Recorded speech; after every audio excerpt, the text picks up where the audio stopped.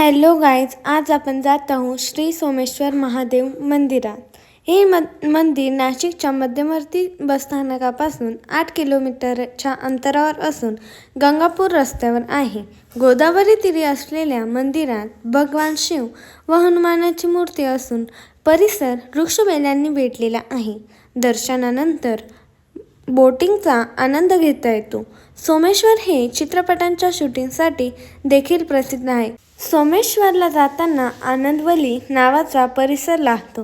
या परिसराचे नाव पेशवे राघोदादा यांची पत्नी आनंदीबाई यांच्यामुळे ठेवण्यात आले आहे।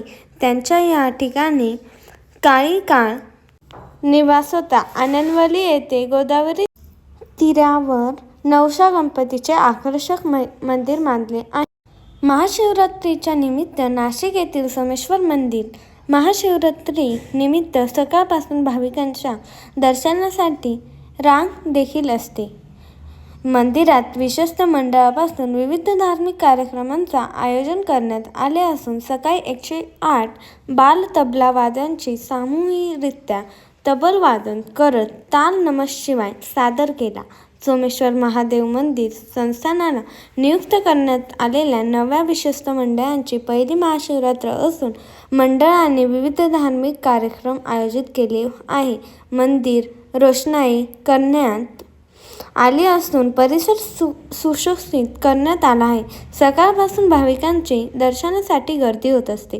गोदाकाठालगत वसलेले गंगापूर शिवारातील सोमेश्वर महादेव मंदिर हे प्रसिद्ध देवस्थान असून भाविकांचे मोठे श्रद्धास्थान देखील आहे।